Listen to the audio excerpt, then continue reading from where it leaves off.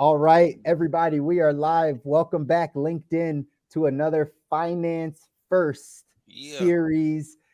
Got Derrick here with me, got another special guest. We're going to make, again, April the month where we flood you with as much financial education, financial resources as possible. We know that this is something, the money conversation, the financial education and financial literacy conversation needs to happen with more of us, more of our children, more of the educators, right? People that are just involved in shaping the next generation. It's important for us to have this conversation. We want to keep bringing it to you all month of April. And thanks for everybody tuning in that's watching. Derrick, I'm going to pass it over to you so you can introduce our awesome guests today, and let's dive right into some talks. All right, let's go.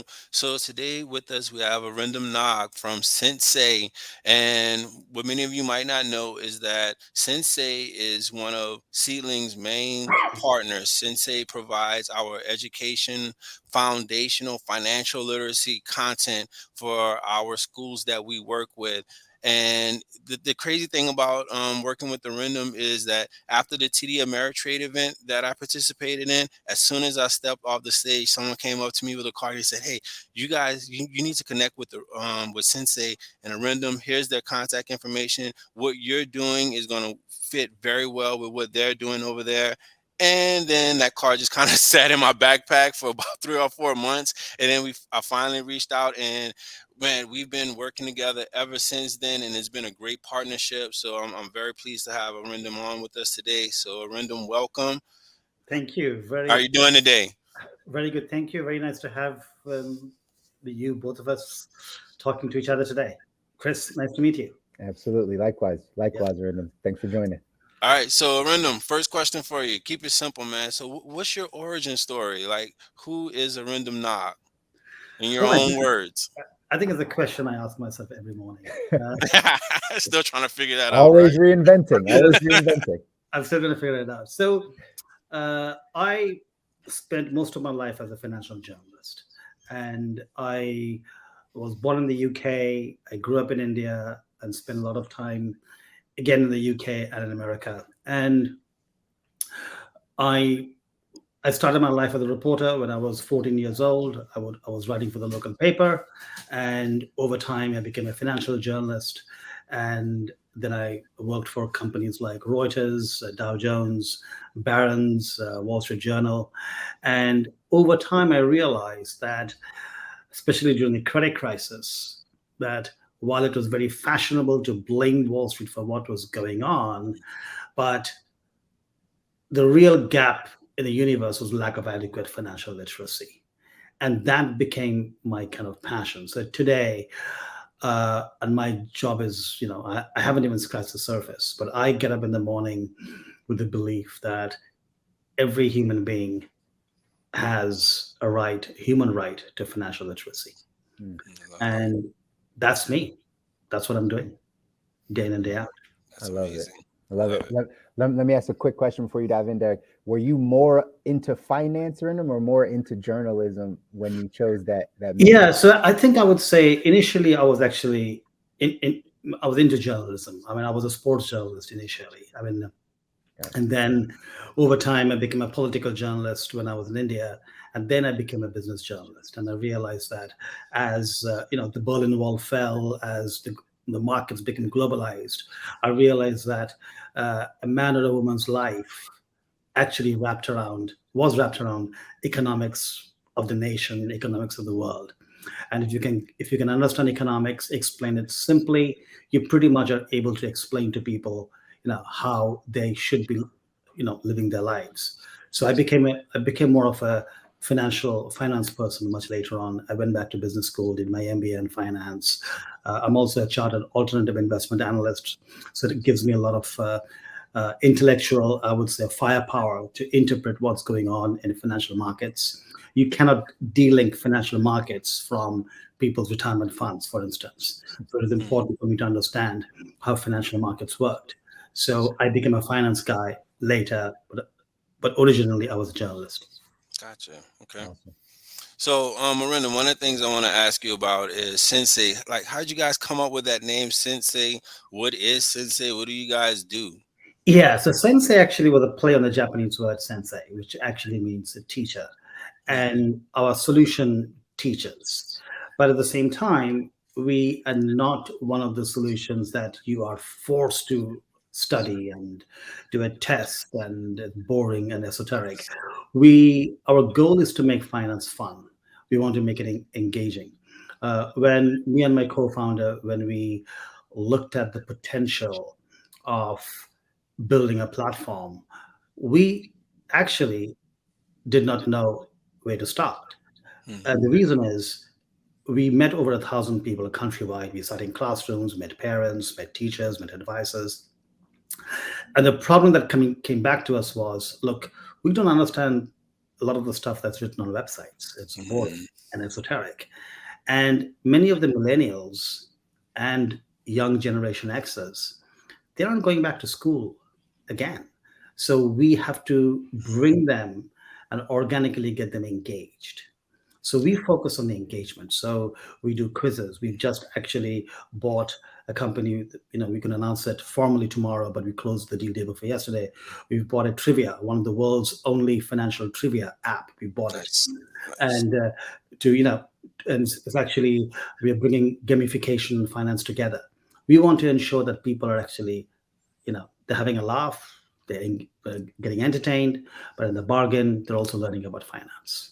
And I think that's so important what you mentioned, the gamification and the engagement. So for us working with students, that's definitely a challenge in the classroom because our focus is middle and high school students and trying to make sure that we can keep them focused on those things. But what I like about what you guys provide, one of your slogans is that it's jargon free. You take out because there's a lot of fear when it comes to learning about finance, and so is that something that you realize also? And so how do you create that bridge for people to take that fear out? Yeah, so I think first and foremost, we help people to understand that your relationship with money is probably the longest relationship that you will have in your life. Mhm.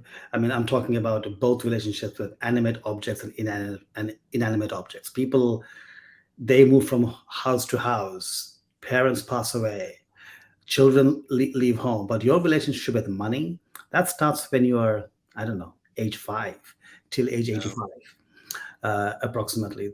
And we saw that average American, he or she uses 33 financial products, starting from looking for your first checking account, ending with saving for your own funeral. And Mm. every product helps you with dealing with a pain point. And Sense's role is to ensure that you are overcoming those pain points, understanding how to use a financial product, and effectively looking after your own financial wellness. So, which means you're budgeting well, saving well, spending money well, focusing well on your education. And then after you save enough money every month, you're able to use the savings in adequate wealth building, saving for your retirement. It's a whole ecosystem of financial wellness that we're talking about here. And that's what Sensei is trying to foster. Love that. That's huge. That's huge, Arindam. And I appreciate the work that you're doing. I'm curious across the board, what age is Sensei really looking at helping and targeting? Correct. So we are dominant in, I would say, teenagers, which is Generation Z, young millennials, and young Generation X. We are getting into the baby boomers as well. In fact, this year, as we generate more revenue and attract more capital, a big investment we are making actually is in the baby boomer population. Mm. But we are also going a little bit deeper. We are actually looking at um, various target groups. So we have three groups of people we cater to: schools, uh, adult financial literacy, we are getting into right now. And the third group is financial services. Why? Because we want to be where people actually are. So kids are in schools, so we want to be in the schools, and that's where the seedling partnership comes in. We want to be in the workplace. That's where adults are. So we are actually launching our courses in the workplace. And then people are also looking for financial knowledge on the banking websites and the credit and the advisor websites. So we are partnering with financial services firms as well, which is actually right now one of our main sources of revenue as we grow simultaneously our workplace and school business. That's awesome. Very cool. So Arindam, could you tell our audience a little bit about your technology? Is it that if you want to learn more about how to manage your finances, do you just go to sensei.com? Like, tell us about the tech tools that you've created. Yeah, so we do have a consumer facing website, sensei.com. We also, if a school wants to also access us, they can go to senseieducation.com and they can access our content and our solutions through our learning management system as well as through Seedling app as well. And for financial services firms, we have a product called Sensei One. Okay. And Sensor One, and we license our content as well. And then the third thing, which is the learning management system for adults, we have a solution called senseimyacademy.com, which again can be accessed from Sensei Education. Very And cool. we are web-based. We have just acquired a couple of apps, Android and iOS, but that's mainly for trivia, for gamification, where we will put some content. But we are basically web-based that is highly responsive on mobile devices. Yeah, I think that's going to be great. That gamification, trivia Yeah. aspect of things, Yeah, with all of the different apps that are out there right now, is going to help people stay engaged and yeah, hopefully, being able to learn something daily, quickly, and on the go. I love that. Is that Um, what, real quick, is that what you're seeing in the teenagers specifically, that demographic, like that school, that teenage demographic? Are you seeing them wanting to engage on the fun stuff? Is there a piece of information that they're really looking for? Like what's been the feedback on yeah. that front? So I always believe that there are a limited number of experiences that you have to fit yourself in. So today, the teenagers, they are focused on TikTok and Snapchat and social media. And if you are not able to give them that engagement, then you've kind of lost them. So, what we are trying to do is ensure that our content is social media friendly. If it is social media friendly, if it is competitive, so that's why we've acquired this gamification company called Daily FinQ, and which comes with leaderboards. You can create groups. If you want to engage with them, those are the few ways you can. And we want to ensure that they are not being taken away from their current experiences with other solutions and trying to process something new that they may or may not like. So that's how Sensei has been creating content. Got it. Got it. The content piece is huge, obviously, for that demographic. You said it 1,000%. I think that even scales up, right? Most of us spend our time on social. Look, we're on LinkedIn right now, right? So like yeah. most of us spend our time in that place. And the thing that I've always seen, and that, the reason why, Derek and I chose to like do this is because we're still seeing like resistance, Hmm. right? Like the pushback, the like, oh, we can't get it in, or it's not. And really figuring out like what does that child want, like what is that adolescent, right, that teenage child, what do they want, Hmm. what is that young millennial, like what are they looking for, what's that pain point? And then yeah, gamification is one of those things, the engagement part of it. But I feel like there's another piece, and this is something, right, and I'm just throwing it out because we haven't been able to put our finger on it, on exactly like what that piece is. That's why we're kind of talking about this towards parents as well, right? We're having this conversation of like, hey, listen, you might know that your child's interested in something, but like, do you know that these resources are available and you can get that to them instead of waiting on the institution to? Hmm. Give me, Yeah, give me and your I thoughts. think that's a very good observation. And I think one thing that we are looking at potentially this year is one of our partners.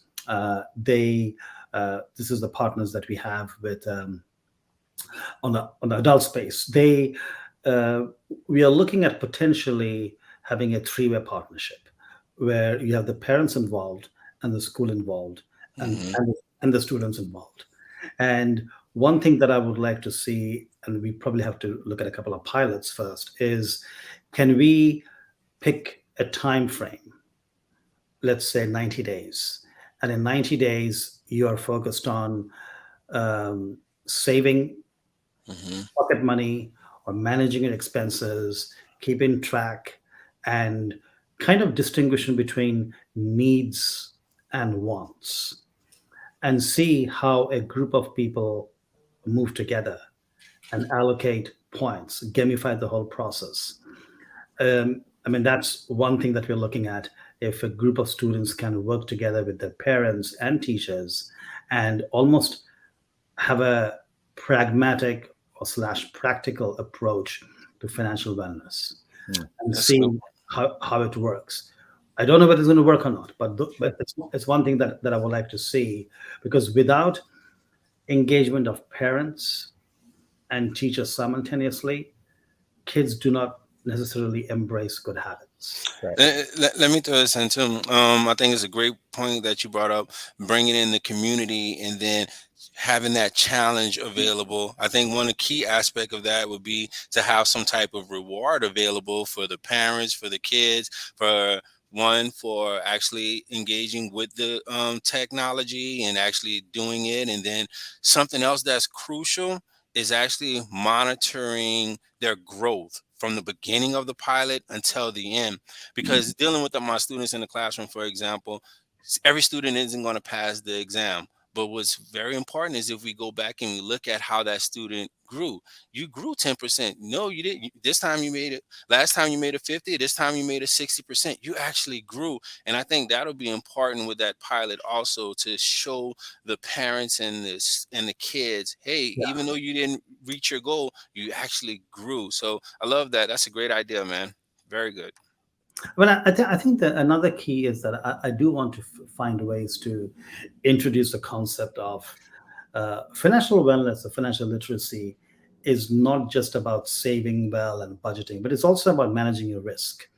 Mm, I mean, today we have pretty much at least a dozen platforms that I can think of. They are offering cryptocurrency as a currency for putting your money in, and then you also have the likes of Robinhoods, which is kind of almost instigating trading and more trading and more trading every day. But people forget that there are always bubbles coming in. I mean, cryptocurrency today, no one knows how strong or how firm this can be as a currency alternative. right. When we look at the swings in the value of crypto, any crypto, I mean, they are pretty wild. So, which means you could be a millionaire today, you Mm, could lose a lot of it tomorrow. And how do you manage the risks? So, understanding risks, understanding bubbles, understanding the very essence of an value of an asset. I mean, that is important it is. for anyone who wants to embrace good financial habits. You're making the point that I always make, Arindam, is like our money is tied to our emotions.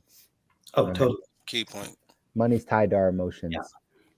When I think about this education system specifically, we're not teaching EQ. We're not teaching the emotional side of things. It's almost going to be even more difficult for people to learn their money if they don't understand their emotions, Mm, right? How to manage, because risk, right? It comes with the anxiety and the Yeah. stress and those things. Who's teaching the kids how to manage that? Because if you understand how to manage that, you'll understand how to manage your money. You understand how to invest. You understand how to analyze something, right? It becomes this deep core like competency hmm that the system has to figure out a way to adapt to and say, you know what, we might not have to teach all the IQ things anymore. However, this child needs to understand empathy, right? I don't know, kindness, right? Like some EQ things to then bring in some financial education and be like, hey, understand that this stuff is tied to your feelings, right? A lot of the stuff that you talk about in them that I talk about with adults, because I'm more on the adult side, helping them, helping the parents, and right, helping the teachers, right? Just understand their money.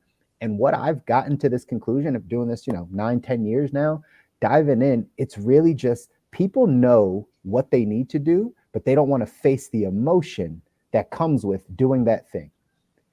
Money is relatively simple, right? Spend less than you make, save and invest for the long haul, stay out of consumer debt. It's probably like that right there will probably take you really far, right? Correct. So the question is, why don't people do it? And the reason why is because putting yourself on a budget forces you to look at your money. If you don't like what you do with your money or how much money you make or where it goes, you're going to shy away from doing that thing. Even though you know it's simple, even though you have the resources to do it, it's this emotional thing. I think we got to teach children that side. Yeah, I mean, Yes. I think there are also a couple of other factors at play. Like today, the headline is how inflation rate is close to 8.5%, 9% because of oil prices. Now, when was the last time millennials faced an 8% inflation rate? The last time we had inflation rate was probably in the 1980s with that high inflation rate. So how do you deal with an inflation number like that? Like we have the summer vacations coming up. A lot of people will not be able to take the vacations that they wanted, number one. Number two, some people will be out of jobs. When there's high inflation, affordability becomes a factor. So some people will be out of jobs. Unemployment is going to rise. Number three is that property prices have been increasing in the last 2-3 years. And property prices today are at levels that have never been seen before. And there's very little correlation between the value of property and the salaries that people in that neighborhood are actually earning. So what happens is people have been told that the great American dream is owning your own home. People have also been told that if you don't achieve the great American dream at a certain age, you're a failure. Now, those kind of standards will have to change, because guess what? Today, the 35-year-old probably is struggling to come out of the parents' place. Yeah. So it's it is about, are you spending properly and budgeting properly? But B, you may have to think about your priorities in life. I would rather recommend someone putting away money. Let's say you have saved $50,000, put away money into a safe account where you're getting returns, rather than put money in a property in a neighborhood where property prices could fall 25% 3 years down the line. Now, this is where comes financial education in a slightly deeper level. So that's why financial literacy today is not just about savings and budgeting, but also general awareness of economic fundamentals. That's right. And I 1,000% agree. And I often, again, say we say similar things. It's how we package it, right? I say that there's levels to money. There's the 101, the 202, the 303. Sometimes you're taking 303 level information, but you're at 101, right? And so it doesn't necessarily apply. So totally. 100% true, right? Like it just in that in that kind of interaction, that exchange, my brain was at a 101. The kid that doesn't understand anything about money, right? And you're at you got 50,000 saved, you're about to go buy a property, and you're trying to hit retirement or right, go vacation, right? But inflation and house cost, right? Those things. There's so many levels to this money conversation, this financial education conversation. That's why really segmenting down and saying, hey, right, baby boomers, I know you say you're getting into that demographic. Hey, this is the information you need, the awareness you need. It's different than the 17, 18-year-old that's about to transition into the working world. Well, you need a different level of knowledge, right? Same thing with parents. And so I think it's really us being able to tailor these messages and get the information to people. Yeah, exactly. Good stuff, guys. Wow. So, Arindam, I have my next question is, so what has been your biggest challenge as the CEO of CentSai, and how have you overcome that challenge? Oh my goodness. How long is the string? I think, look, every day is a learning process for me. So when I look at, CEO's role, and I've never run a company before in my life. I have run departments or run teams, but this is the first time I have actually taken a product from a blank piece of paper into something that is tangible. People are buying it. I have people who are now working with me, and I do believe that we are on the cusp of something big. I agree. On that note, the biggest challenge for me has always been just positioning our product, positioning the concept of how valuable financial literacy is, and how you can actually partner with us.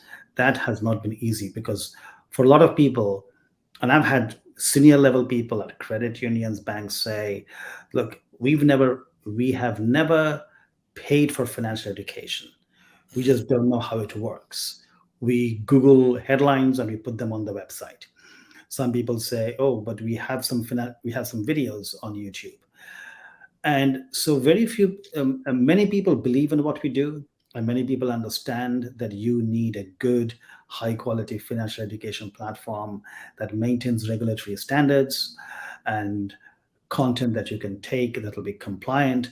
But then many people feel that they could either do it themselves, and they end up actually failing. And we've had at least half a dozen clients who a year ago told us that they would not need us, but now they're coming back to us because they realize that they can't do it on their own. Gotta love that, Arindam, right? Gotta Yeah. love that. Yeah, Yeah. absolutely. On it Yeah, back. yeah. So And so then, so yeah, Arindam, so they can't just go to you. They shouldn't just go to YouTube or TikTok and just get their financial information from there. Why not? yes, I wish it was easy. I think if I followed some of the people on YouTube and TikTok, I think the world would have been in a different place today. Uh, but I think overall the biggest challenge that I face every day is ensure that the team is motivated. I have the right skills. I have the right talent around me. Uh, Sometimes small issues come in the way. Am I pricing a product properly? Are we talking to enough people? Do we have the right marketing message? It all comes down, and we have some good people. So different days bring different challenges, but that's part of the beauty of running your own startup. It's exciting. Love that. Love that. And I'm glad. Thank you for answering that question, because in our program at Ceiling, entrepreneurship is something that's super important, is near and dear to my heart. So I love from our audience to be able to hear, that CEOs on your level go through things. You have challenges that you have to overcome. So thank you for sharing that. And so my next question would be: so what's your number one financial advice for our audience that you think is super important that everyone should be focused on right now? I think the most important thing that I always tell people is, before you writing a check for any investment, you know, understand how an asset makes money. And my big fear is a lot of people are probably going to lose a lot of money in cryptocurrency today. I saw. I mean, I have been I've been in financial journalism since almost the early 1990s. So I saw the Russian ruble crisis, the Thai baht crisis. I saw the stock market crisis that happened a few years ago. I saw the credit crisis. All crisis happens when a lot of money is pursuing a couple of single assets. Mm, And when an asset gets overpriced without any justification, that's when a bubble happens, and that's when people lose money.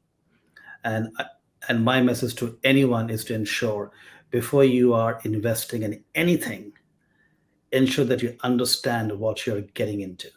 If you don't understand it, don't put your money in it. But make sure that you understand why the value of a particular asset goes up and why does it go down. love that.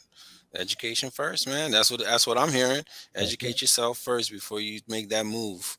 Yeah. That is the wisest advice, right? I give the exact same advice because it's oftentimes too many people are putting money in places with a Yeah. lottery mentality. Oh, I heard. Oh, I Hmm. think I can hit it big. Oh, my cousin said. Oh, missing out because they're talking about it at work or school, Yeah. right? Yep. That's where we get our financial habits, and we have to switch that and get solid financial foundation, a financial education, and just having this is how I explain to people, just having the habit of saving and then learning how to invest will help you become a better investor. You don't have to put Yep. money in. You just have to have the habit of saving it so you can get to a hefty 5-figure investment. Hmm. And then you have to understand the asset classes and the places to invest the money. Yep. So if you study that stuff while you're building a savings habit, you'll actually get there, right? It doesn't have to be That's it. all at the same time. Baby Yep. steps. Education is the key, though. We got to educate people. So Yeah. Yep. right there. Arindam, we appreciate having you, man. Tell the people where to find you. Tell the people how to get in touch with you or CentSai, right? Like, and what they need to do to. Sure. Yeah. I would strongly recommend anyone to go to CentSai.com. They can also find me on LinkedIn. If anyone wants to reach out to me, they can reach me on Arindam@CentSai.com. I'm available on social media as well. And if anyone has any questions about CentSai or any question on finance or money, absolutely happy to help. Good stuff. That's Love it. awesome. Thank you, Arindam, man. Chris, It's Derek, been a thank pleasure you. working with you. Looking forward Thank to you. what's next with Seedling and CentSai. Thank you very much. Pleasure. That's right. Thanks everybody tuning in on LinkedIn. We're going to be back on Thursday with another guest, with somebody else that's giving you this, again, financial resources that are out there for you to take a hold of for yourself, for your children, for the people around you. April is Financial Literacy Month, and we want to make sure that you are getting the financial education that you and your families deserve. So that's why we're doing this. We're getting all the resources, all the people that are out there. And now it's your job to take the information and go do something with it, guys. Go do Yep. something with it. So Really good. until Thursday, we'll be back. Enjoy you guys this week. Take care. All right. Thank you.